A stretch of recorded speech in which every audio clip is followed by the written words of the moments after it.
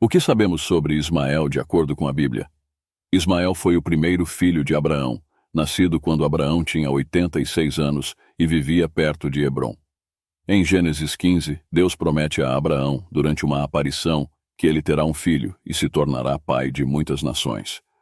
Naquela época, Abraão não tinha filhos, pois sua esposa Sarai era estéril, e eles questionavam como essa promessa seria cumprida.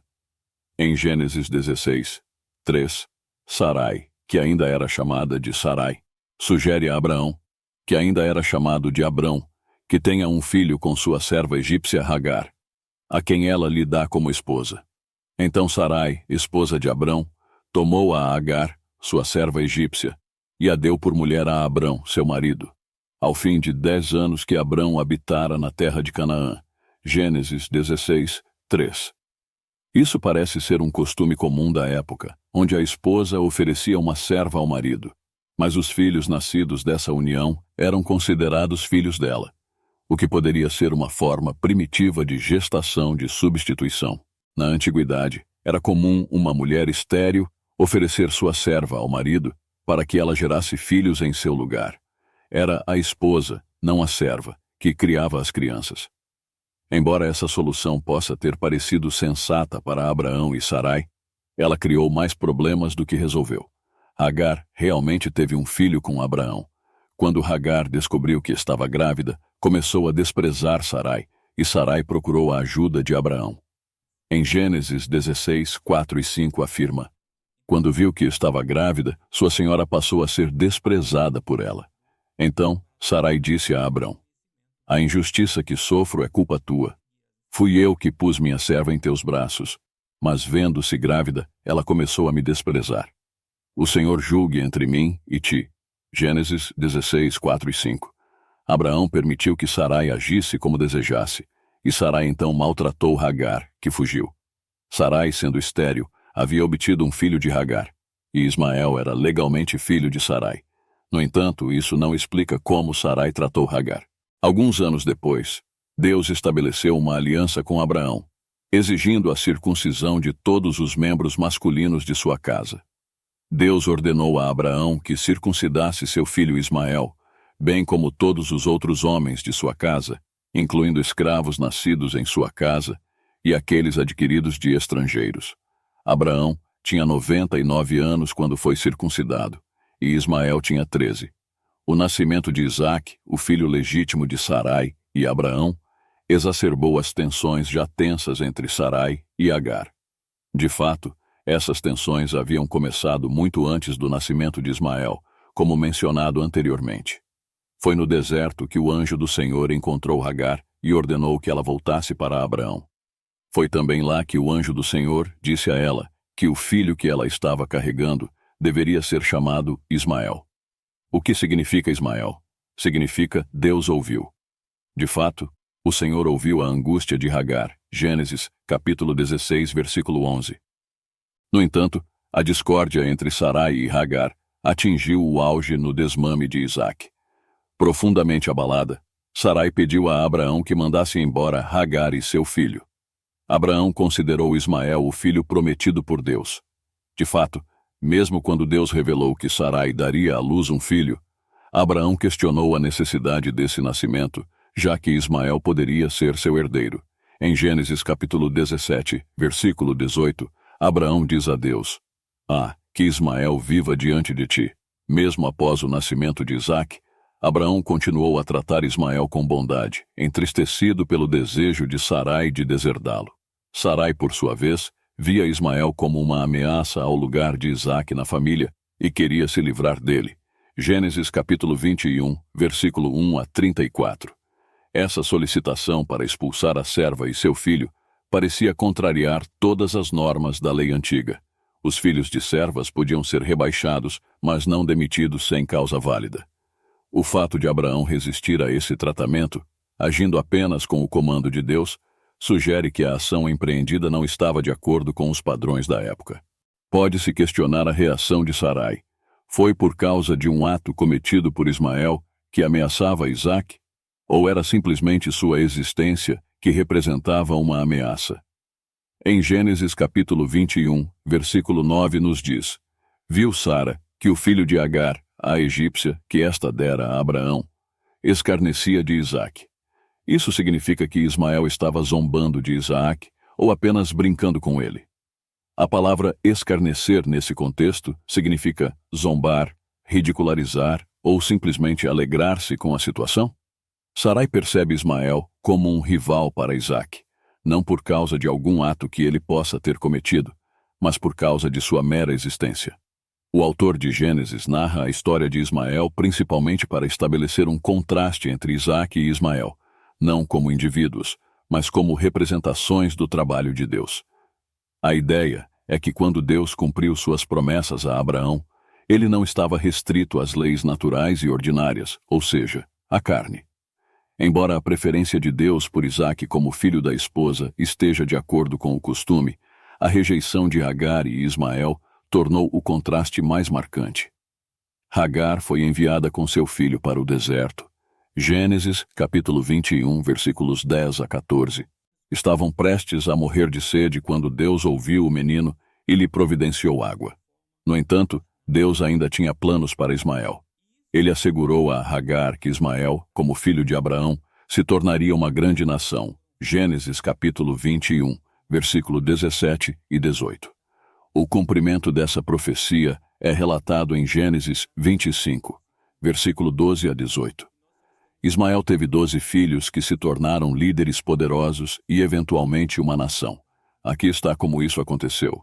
Agar, que também era de origem egípcia, escolheu uma esposa egípcia para seu filho, e Ismael se estabeleceu no deserto de Parã. Gênesis capítulo 21, versículo 21. Eles habitaram desde Havilá até Sur, a leste do Egito, em direção à Assíria. Gênesis capítulo 25, versículo 18. Ismael teve 12 filhos e uma filha. A Bíblia lista os filhos de Ismael em Gênesis 25, 13. São estes os nomes dos filhos de Ismael, segundo as suas gerações, pelos seus nomes. O primogênito de Ismael, Nebaiote, depois Quedar, Adbeel, Mibsão, Misma, Dumá, Massá, Adar, Temá, Getur, Nafis, Bazemate, Quedar e Quedemá. Surpreendentemente, ele é creditado com 12 filhos, assim como Jacó teve 12 filhos. Isso se compara aos 12 filhos de Naor e aos 12 filhos de Esaú. Mais tarde, a filha de Ismael se casou com Esaú, filho de Isaque, como indicado em Gênesis 28, 9 e Gênesis 36, 3. A região de Havilá, onde os descendentes de Ismael viveram, estava na parte norte da Península Arábica. Sur era uma região desértica entre Beersheba, no deserto de Neguebê, e o Egito. Isaías 60. 7 menciona os descendentes de Nebaiote e Quedar como criadores de ovelhas. Os descendentes de Ismael eram chamados de árabes, que basicamente significa nômades. Desde o início, os descendentes de Ismael eram um povo guerreiro, pois viviam em hostilidade contra todos os seus irmãos. Assim, cumpriu-se a predição de Deus de que Ismael seria como um jumento selvagem. Sua mão será contra todos e a mão de todos contra ele. E ele viverá em hostilidade contra todos os seus irmãos. Gênesis 16, 12. Mais tarde, outros povos se estabeleceram na Península Arábica, incluindo descendentes dos filhos de Abraão com Quetura. Primeiro livro de Crônicas 1, 32, 33. E alguns descendentes de Esaú, ou seja, os Amalequitas. Gênesis 36, 12.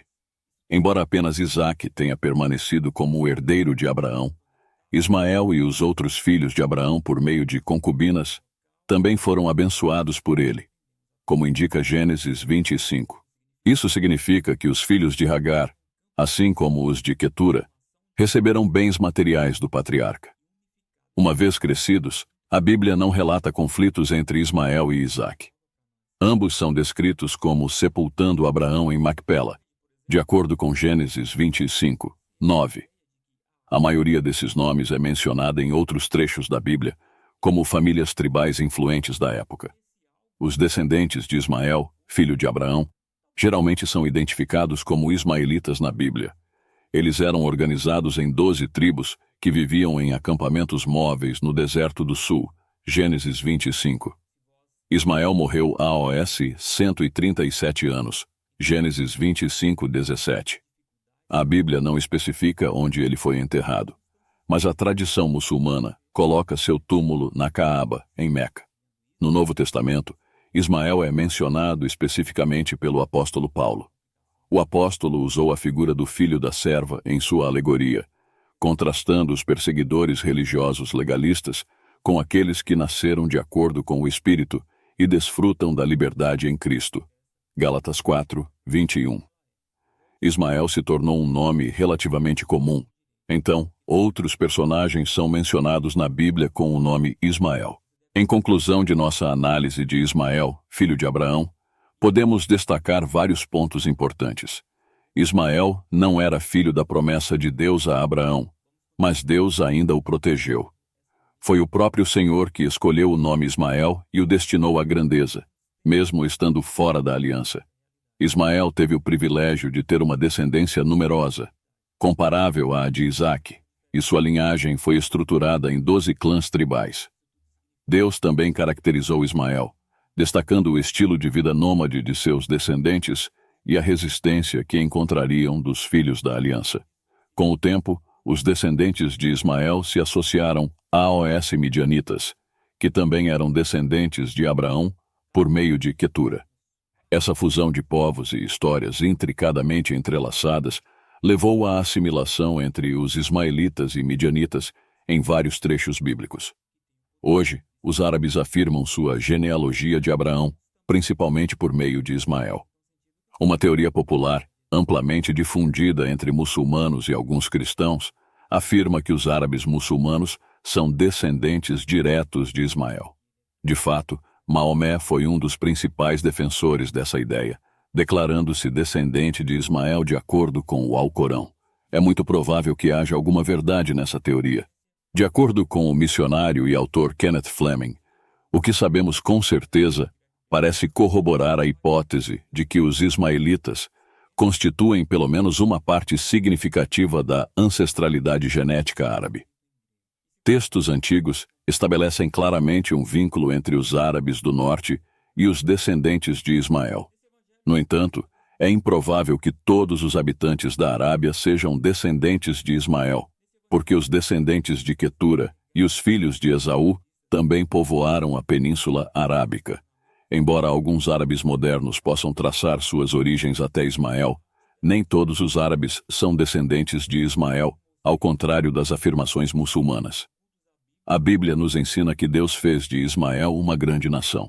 Seus descendentes podem compartilhar das bênçãos de Abraão ao colocar sua fé em Jesus Cristo para a salvação.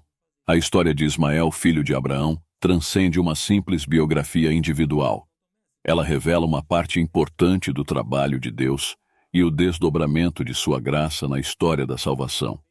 Ismael simboliza o nascimento natural, resultado da união fértil entre Abraão e Hagar, enquanto Isaque representa o nascimento sobrenatural, no qual Deus manifestou seu grande poder permitindo que uma mulher estéril de 90 anos concebesse uma criança. O apóstolo Paulo usa a história bíblica de Agar e Sara para ilustrar uma verdade espiritual fundamental relacionada à nossa salvação. Em Gálatas capítulo 4, Hagar simboliza a antiga aliança, enraizada em ações humanas e na lei. De acordo com a Bíblia, Sara personifica a nova aliança baseada na graça divina, por meio da obra redentora realizada por Deus para a humanidade. Na analogia de Paulo, os crentes em Cristo são como o filho nascido de Sara. Somos livres, nascidos do Espírito. Gálatas 4, 29 a 31. Mas, assim como naquele tempo, o que nasceu segundo a carne perseguia o que nasceu segundo o Espírito, assim também agora acontece. Todavia, que diz a Escritura? Lança fora a serva e o seu filho, porque de modo algum o filho da serva herdará com o filho da livre. Pelo que, irmãos, somos filhos, não da serva, mas da livre.